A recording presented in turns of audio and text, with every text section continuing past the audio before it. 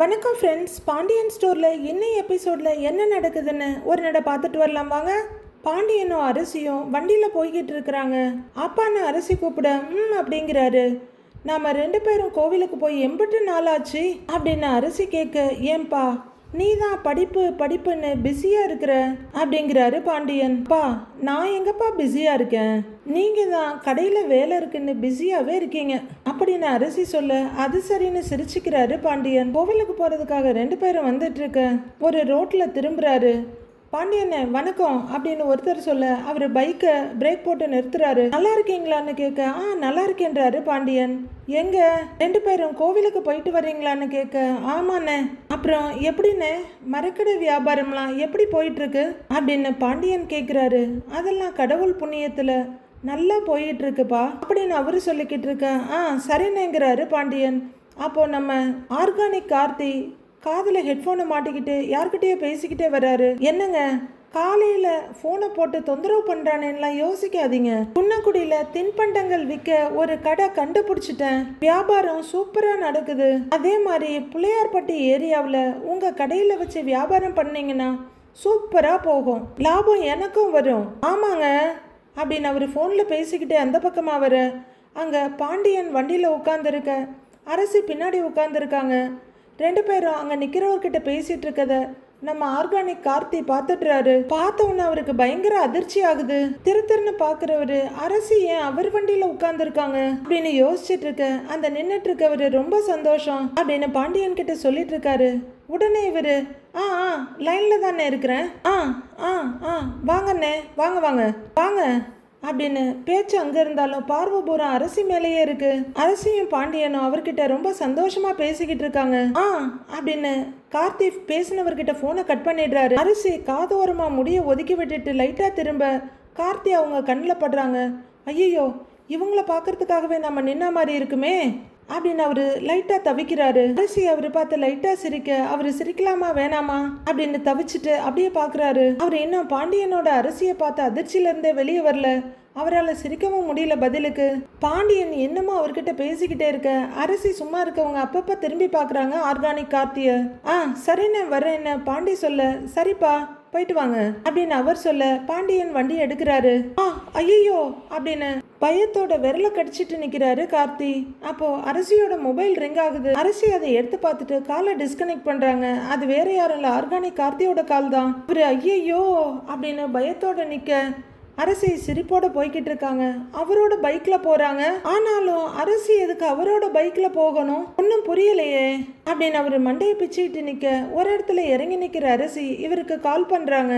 இவர் உடனே போன் எடுத்து வேகமா பார்த்துட்டு, ஏங்க 100 ஆயுசுங்க உங்களுக்கு அப்படின்னு உற்சாகமா சொல்ல, அப்படின்னு தலையாட்டிக்கிறாங்க அரசி. போன் பண்ணியிருந்தீங்களா அப்படின்னு அரசி கேட்க, உங்க போன்ல என்னோட நம்பர் இருந்துச்சா, மிஸ்கால் வந்துச்சா அப்படின்னு கேட்க, ஆமாங்கிறாங்க அரசி. ஏங்க நான் ஃபோன் பண்ணியிருந்தா தானேங்க மிஸ்கால் வருங்கிறாரு அவரு. பெரிய புத்திசாலி தான் நீங்க, எதுக்கு ஃபோன் பண்ணீங்கன்னு அரசி கேட்குறாங்க. ஏங்க நீங்க ஏங்க அவர் கூட எல்லாம் பைக்ல போறீங்க அப்படின்னு ஆர்கானிக் கார்த்தி கேட்க, அரசி அப்படியே திரும்பி பார்க்குறாங்க. பார்த்துட்டு யார் கூடன்னு கேட்குறாங்க. அதான் அந்த பாண்டியன் ஸ்டோர்ஸோட ஓனரு அப்படின்னு கார்த்தி சொல்ல, ஏன் நான் அவர் கூட பைக்கில் போனதில் உங்களுக்கு என்ன பிரச்சனை அப்படின்னு அரசி கேட்குறாங்க.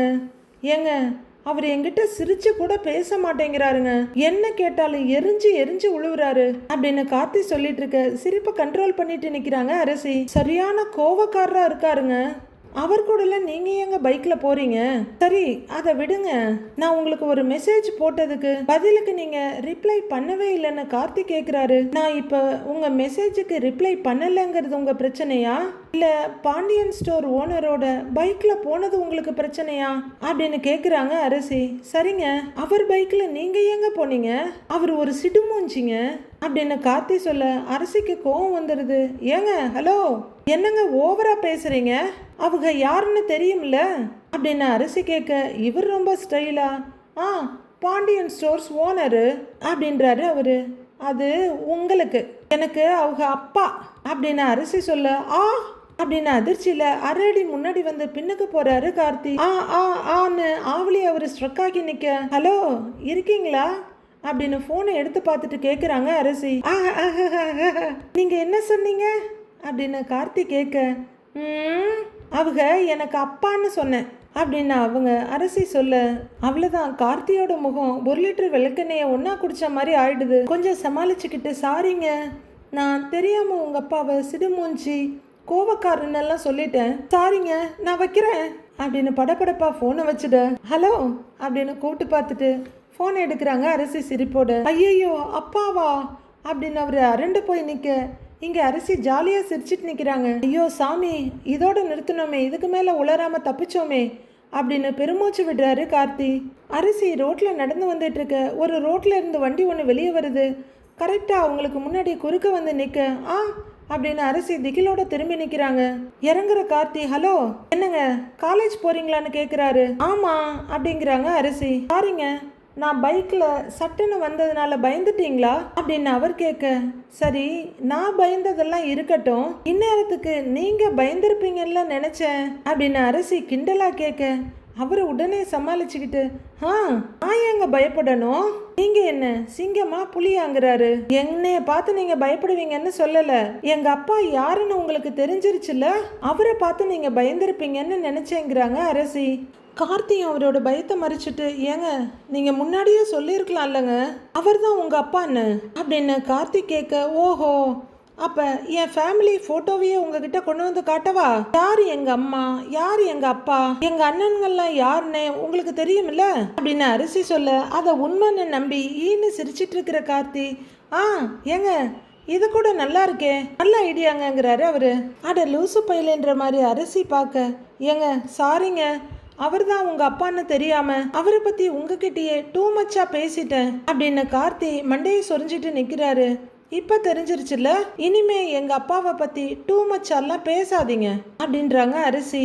ஒரேட்டு அவங்க திரும்பி நடக்க ஆரம்பிக்க, எங்க ஒரு நிமிஷம் இருங்க அப்படின்னு கார்த்தி கூப்பிட, என்னன்னு திரும்பி பாக்குறாங்க அரசி. நாம ஃப்ரெண்ட்ஸ் தானே அப்படின்னு அவர் கேட்க, அதெல்லாம் இல்லையேங்கிறாங்க அரசி. ஏங்க வழியில பார்த்தா பேசுறோம், என் நம்பர் உங்ககிட்ட இருக்கு, உங்க நம்பர் என்கிட்ட இருக்கு, அப்புறம் என்னங்க நாம ஃப்ரெண்ட்ஸ் தானேங்கிறாரு அவரு. அரசி யோசிக்க, நாம ஃப்ரெண்ட்ஸ் தாங்கிறாரு அவரு. ஏங்க நீங்க உங்க ஃப்ரெண்டுக்கு ஒரு ஹெல்ப் பண்ண முடியுமான்னு அவர் கேட்க, என்னங்கிற மாதிரி முகத்தை சுருக்கிக்கிட்டு பாக்குறாங்க அரசி. ரொம்ப பெரிய ஹெல்ப் எல்லாம் இல்ல, சின்ன ஹெல்ப் தான், ஒரே ஒரு ரெக்கமெண்டேஷன் பண்ணணும், அவ்வளவுதாங்கிறாரு அவரு. ரெக்கமெண்டேஷனா எதுக்கு அப்படின்னு அரசி கேட்டுட்டு இருக்க, அங்க பக்கத்துல கோவில் செவரு ரொம்ப நீளமா இருக்கு. கரெக்டா குமரவேல் அந்த பக்கத்துல இருந்து வர்றாரு. கார்த்தி ரொம்ப சீரியஸா அரசிக்கிட்ட பேசிட்டு இருக்க, அரசியும் எதையும் கவனிக்காம கார்த்தியை தான் கவனிச்சிட்டு இருக்காங்க. அவ்வளவுதான், குமரவேல் முகத்துல எரிமலை மின்னல் எல்லாம் ஒரு சேர வெட்டுது. கார்த்தியையும் கார்த்திகிட்ட சிரிச்சு சிரிச்சு பேசிட்டு இருக்க அரசியையும் பயங்கர வெறியோட பாத்துக்கிட்டு இருக்காரு அவரு. வண்டியை நிறுத்திட்டு அங்கேயே நிக்கிறாரு. நேரா உங்க அப்பா கிட்ட போய், அப்பா அப்பா அந்த பையன் கார்த்திகேயன் நல்ல தங்கமான பொருள்லாம் நிறைய வச்சிருக்கான், காய்கறி பழம் மில்லட்ஸ் இந்த மாதிரி நிறைய ஐட்டம்லாம் வச்சிருக்கான், அதெல்லாம் வாங்கி நம்ம கடையில் வச்சு விற்கலாம்னு நீங்க கொஞ்சம் ரெக்கமெண்டேஷன் பண்ணணும் அப்படின்னு கார்த்தி கேட்டுட்டு இருக்க, அரசி அப்படியே ஓர பார்வையா முறைச்சிட்டு இருக்கிறாங்க. குமரவேல் பாய்லிங் ஸ்டேஜுக்கு போயிட்டு இருக்காரு. கொஞ்சமா தாங்க வாங்குறாரு, அதுவும் எள் உருண்டை கடலை உருண்டை மட்டும்தாங்க வாங்குறாரு. அதுல எல்லாம் எனக்கு என்ன பெருசா லாபம் வரும் சொல்லுங்க, கொஞ்சம் நிறைய வாங்கி போட்டு விற்க சொல்லுங்க, அப்பதான் அவருக்கும் லாபம் எனக்கும் லாபம். என்ன சொல்றீங்கன்னு அவரு செம்மையா பிசினஸ் டீல் பேசிட்டு இருக்க. அரசி மெதுவா ஆரம்பிச்சு கலீர்னு சிரிச்சிட்டு இருக்கிறாங்க. அவ்வளவுதான், உள்ளர கொதிச்சிட்டு இருக்க எரிமலை குமரவேலுக்கு அப்படியே பொங்கி மேல வர பாக்குது. அவருக்குள்ள கொஞ்சமா தூங்கிக்கிட்டு இருக்கிற சாத்தான் அப்படியே வெளியே எட்டி பார்க்க ஆரம்பிக்குது கண்கள் வழியா. அதுக்கப்புறம் 2 பேரும் பேசிக்கிட்டே இருக்க, இவர் அப்படியே வெறியோட பார்த்துக்கிட்டு இருக்காரு. இதுக்கு மேலெல்லாம் என்னால பார்த்துட்டு இருக்க முடியாதுன்னு வேகமா அவரு நடந்து இவங்க பக்கமா வர போறாரு. ஏங்க நீங்க சிரிக்கிறீங்க, அப்படின்னா உங்களுக்கு ஓகே தானேன்னு கேட்குறாரு கார்த்தி. அரசி அப்படியே பார்த்துட்டு இருக்க, ஏங்க சொல்லுங்கன்றாரு அவரு. இல்லைங்க அப்படின்னு அரசி ஏதோ சொல்ல வர, அங்க வந்த குமரவேல், ஏய் யார் இவன்னு கேட்குறாரு அரசி கிட்ட. அரசி பயங்கர கடுப்போட முகத்தை உருன்னு வச்சுக்க, யாரு திடீர்னு வந்து இப்படி கேட்குறாங்க அப்படின்னு கார்த்தியும் திருன்னு பாக்குறாரு. உன்னைத்தான் கேட்குறேன், யார் இவன் அப்படின்னு குமரவேல் கேட்க, அதை கேட்க நீ யாருடாங்கிற மாதிரி அரசி பாக்குறாங்க. கார்த்தி குழப்பமா பார்த்துட்டு இருக்க, ஏற்கனவே ஒரு தடவை நீ இவங்கிட்ட பேசிட்டு இருக்கிறத நான் பார்த்தேன், இப்பவும் பேசிக்கிட்டு இருக்கிற என்ன அப்படின்னு கேட்க, அரசி முகத்தை திருப்பிக்கிறாங்க. ஏங்க யார் இவரு அப்படின்னு கார்த்திக் கேட்க, அதுக்குள்ள குமரவேல், ஏய் நீ சொல்லு, நீ ஏன் இவன் கூட பேசிக்கிட்டு இருக்கிற அப்படின்னு கோவமா கேட்க அரசியும் எரிச்சலா பாக்குறாங்க. ஏங்க, இவர் உங்க பிரதரா அப்படின்னு கார்த்திக் கேட்குறாரு. இல்லைங்க, இவன் ஒரு வேஸ்ட், சரியான இடியட் இவன் அப்படின்னு அரசி சொல்லிட்டு இருக்க குமரவேல் கோவத்துல கொந்தளிக்கிறாரு. ஏய், என்னடி விட்டா ரொம்ப ஓவரா பேசிட்டு இருக்கிற அப்படின்னு அரசி மேல கைய வைக்க வர சட்டுன்னு கார்த்தி ஒரு ஸ்டெப் முன்னாடி வந்து அவரோட கையை அப்படியே மடக்கி பிடிச்சிடுறாரு. என்னாச்சுங்க, என்ன கையெல்லாம் உயர்த்திக்கிட்டு அப்படின்னு கார்த்தி கேட்க, ஏய் நீ யார்ரா, கையெடுறா போடா அப்படின்னு குமரவேல் கார்த்தியை தள்ளி விடுறாரு. ஏய் அப்படின்னு அரிசி கத்த, ஏய் நீ என்ன நினைச்சிட்டு இருக்கிற, உன்னதான் அப்படின்னு குமரவேல் திரும்ப படான்னு அவங்க முன்னாடி இருந்த குமரவேல் கையை தட்டி விட்டுட்டு, நான் என்ன நினைச்சுக்கிட்டு இருந்தா உனக்கு என்ன, தேவையில்லாம என்ன கேள்வி கேட்டு டார்ச்சர் பண்ணாத, கிளம்பு இங்க இருந்துன்னு எரிச்சலா சொல்றாங்க அரசி.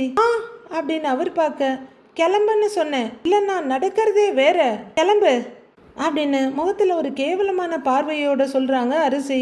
அவரு ஆத்திரத்தோட அப்படியே புசு புசுன்னு பார்த்துட்டு இருக்க, எப்ப பார்த்தாலும் உயிரை எடுத்துக்கிட்டு ச்சே அப்படின்னு அரசி சொல்ல குமரவேல் கோவத்தோட அங்கிருந்து கிளம்புறாரு.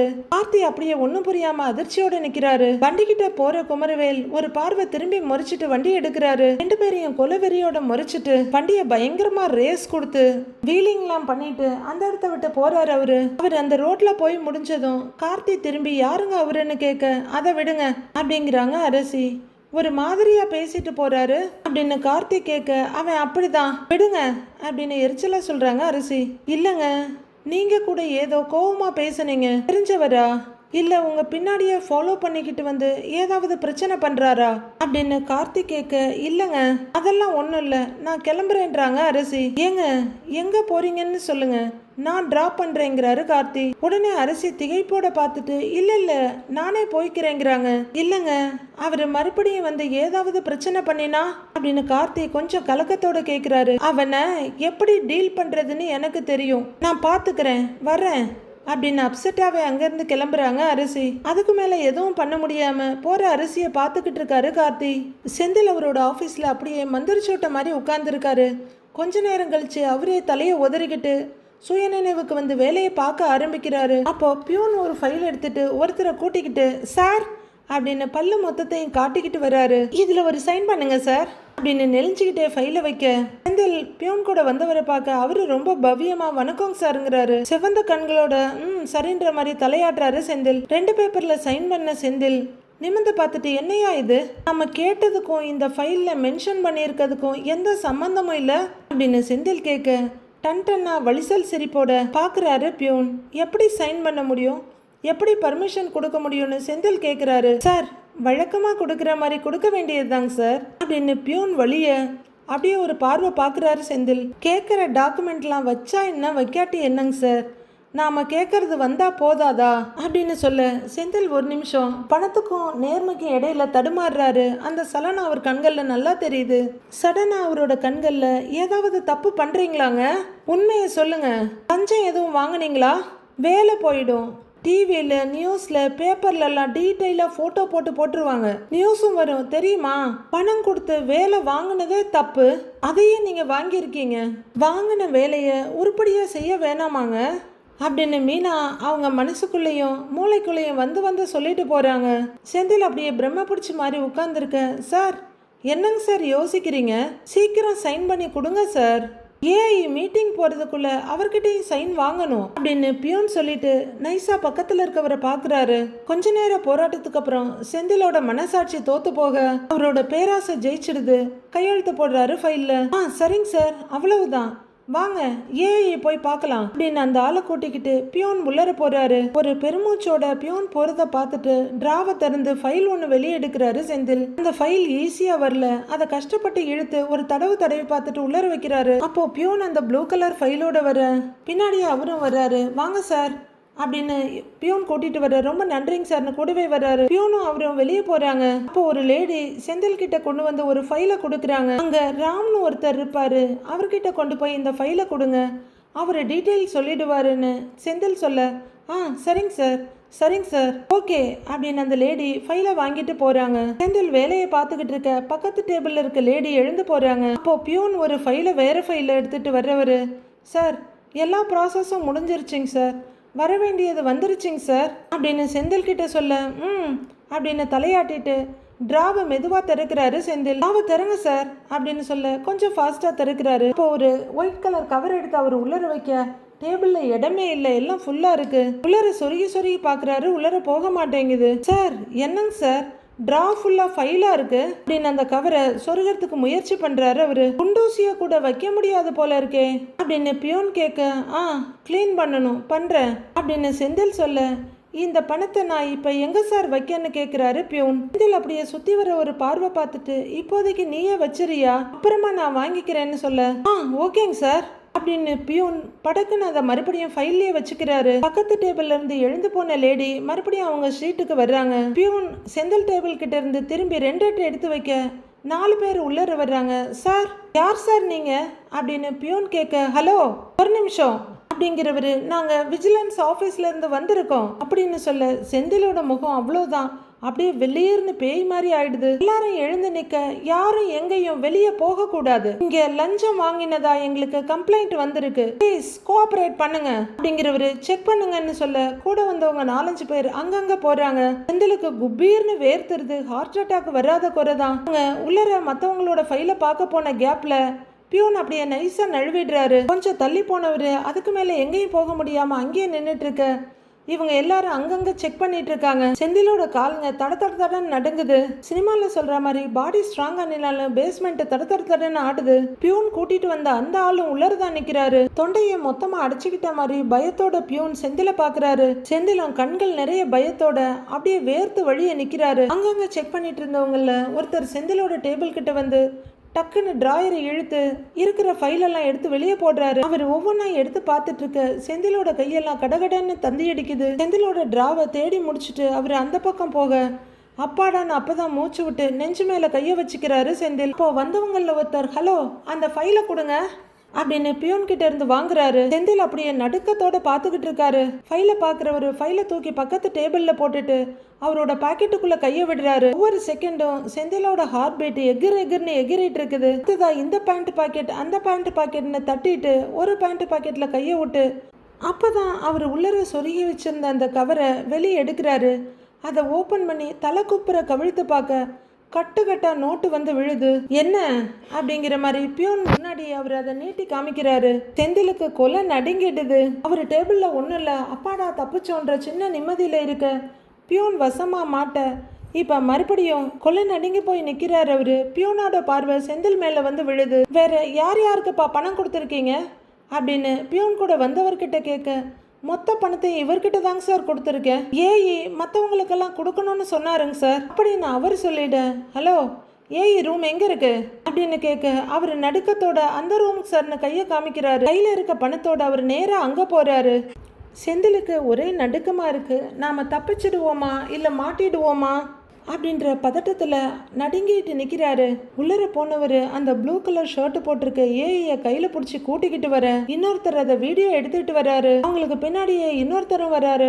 நடுகால கொண்டு வந்து அவரை நிறுத்தி வைக்க இங்க செந்திலுக்கு அவ்வளவுதான், கண்ணெல்லாம் இருட்ட ஆரம்பிச்சிருச்சு. வசமா மாட்டிக்கிட்ட ஏஐ இப்ப திருன்னு இந்த பக்கம் அந்த பக்கம் பாக்குறாரு. செந்தில பார்க்க ஐயோ அப்படின்னு லைட்டா ஒளிய பாக்குறாரு அவரு. இவரு பணம் வாங்கியிருக்காரா, நம்பவே முடியல அப்படின்னு ஆஃபீஸில் இருக்க லேடிஸும் இன்னொருத்தரும் பேசிக்கிறாங்க. சார் இந்த கவர்லாம் எப்படி வந்ததுன்னு எனக்கு தெரியாதுங்க சார் அப்படின்னு ஏஇ அப்பட்டமா சொல்ல இங்கே ஒருத்தர் இருக்காருங்க சார் அப்படிங்கிறாரு இன்னொருத்தர். அவரையும் கூட்டிகிட்டு வாங்க அப்படின்னு சொல்ல செந்தில் அப்படியே நடுக்கமும் பயமா நிமிந்து பார்க்க அவர் இன்னொருத்தரை கூட்டிக்கிட்டு வராரு. சார் நான் தான் சொல்றேன் இல்லைங்க சார், இதுக்கும் எனக்கும் எந்த சம்பந்தமும் இல்லைங்க சார், இந்த கவர்லாம் எப்படி வந்ததுன்னே தெரியாதுங்க சார் அப்படின்னு ஏஇ சொல்ல அதெல்லாம் நாங்க விசாரிக்கிறோம், வேற ஏதாவது டாக்குமெண்ட் கிடைச்சிருக்கான்னு அவர் கேட்கிறாரு. அவ்வளவுதாங்க சார் அப்படின்னு சொல்ல இவங்களை ஜீப்ல ஏத்துங்க வாங்க அப்படிங்கிறாரு அவரு. சார் சார் சார் அப்படின்னு ஏஇ சொல்லிட்டு இருக்க வாங்க ஜீப்ல ஏத்துங்க எல்லாரையும் வாங்கன்னு சொல்றேன்ல அப்படின்னு அவர் இழுத்துட்டு வர இன்னொருத்தர் வீடியோ எடுத்துக்கிட்டே முன்னாடி போறாரு. சார் எனக்கு தெரியாதுங்க சார், அந்த கவர் என்ன ஏதுன்னு கூட எனக்கு தெரியாதுங்க சார், சொல்றத கேளுங்க சார் ப்ளீஸ் சார் நீ ஏஐ கெஞ்சிக்கிட்டு போக பேசாம வாங்க சார் அவரை இழுத்துக்கிட்டு போயிட்டு இருக்காரு அவரு. செந்தில் அப்படியே சிலையா நின்றுட்டு இருக்க ஆஃபீஸில் இருக்க மற்றவங்க எல்லாமே அவங்க கூட வெளியே போயிட்டு இருக்க செந்திலும் மெதுவாக வர்றாரு. ஏஐயை வெளியே கூட்டிட்டு வர அங்கே 4-5 பேர் வீடியோ வச்சுட்டு ஃபோட்டோ எடுக்க அவரு கையை வச்சு முகத்தை மறைச்சிக்கிட்டே வர்றாரு. பியோனும் முகத்தை மறைச்சிக்கிட்டு வர, அவங்க கூட வந்த இன்னொருத்தரும் முகத்தை மறைச்சிக்கிட்டு வர்றாரு. அங்கங்க நிக்கிற பப்ளிக்கும் இத வீடியோ எடுத்துட்டு இருக்காங்க. செந்திலும் வந்து நின்னு திகிலோட பாத்துக்கிட்டு இருக்காரு. அப்ப ஜீப்ல தள்ளி விடுறாங்க பியோனை. உள்ளர உட்கார்றவரு முகத்தை தொடச்சிட்டு செந்தில பாக்குறாரு. இவங்களுக்கெல்லாம் மனசாட்சி வேண்டாமா? சம்பளம் வாங்குறாங்கல்ல, அது போக எதுக்கு வேலை செய்யறதுக்குன்னு 5000 10,000 வாங்கியிருக்காங்க. சி அப்படின்னு ஒரு லேடி சொல்ல, ஆமாங்கான்னு இன்னொரு லேடி சொல்றாங்க. இவங்களெல்லாம் சும்மாவே விடக்கூடாது, சரியான தண்டனை கொடுத்தே ஆகணும். இவங்களெல்லாம் உள்ளர வச்சு முட்டிக்கு முட்டி தட்டணும், வெளியே விடவே கூடாதுன்னு ஒரு லேடி சொல்றாங்க. ஆமாக்கா, மூஞ்ச மறைச்சிட்டு உட்கார்ந்து இருக்கத பாருங்க, அப்ப வெக்கமா இல்லையா? இப்ப மட்டும்தான் வெக்கமா இருக்கா? சி என்ன ஜென்மங்களோ அப்படின்னு அந்த லேடியும் கழுவி ஊத்த ஆமா ஆமான்றாங்க இன்னொரு லேடி. பப்ளிக் எல்லாம் போட்டோ வீடியோ எடுத்துட்டு இருக்க, அவங்களால முடிஞ்ச அளவுக்கு முகத்தை மறைக்கிறாங்க. செந்தில் அப்படியே அதிர்ச்சியோட தலை குனிஞ்சு நிக்கிறாரு. அவர் மைண்ட்ல அவரையும் இப்படி இழுத்துட்டு போற மாதிரி ஒரு காட்சி வருது. அப்படியே சங்கடத்தோட தலை குனிஞ்சு நிக்க எல்லாரும் கையை நீட்டி திட்டுறதும், அவரு முகத்தை மறைக்க முயற்சி பண்ண அவரை கையை பிடிச்சி இழுத்துட்டு போறதும் அவர் கண்கள்ல காட்சியா விரியுது. அவரை ஜீப்புக்குள்ள தள்ளி விட்டுட்டு 2 பக்கமும் 2 விஜிலன்ஸ் ஆபீசர் உட்கார்றதும், அவரு பயமும் கலக்கமுமா வெளியே பாக்குறதும் அவரு மனக்கண்ணுல வருது. அவரு டக்குன்னு அதெல்லாம் தலைய உதறி நிலைமையை சமாளிச்சுக்கிட்டு நிமிந்து பாக்குறாரு. ஆனாலும் விஜிலன்ஸ் ஆபீஸ்ல இருந்து வந்த வண்டி இன்னும் கிளம்பல. அதுல ஏஇ பியூன் இன்னொருத்தர்னு எல்லாருமே இருக்கதான் செய்யறாங்க. நம்மளையும் கையை காட்டிடுவாங்களோ, அவ்வளவுதானா, எல்லாம் முடிஞ்சு போச்சான்ற திகிலோட செந்தில் நின்னுட்டு இருக்காரு. அடுத்து என்ன நடக்க போகுதுன்னு வர எபிசோட்ல பார்க்கலாம் ஃப்ரெண்ட்ஸ்.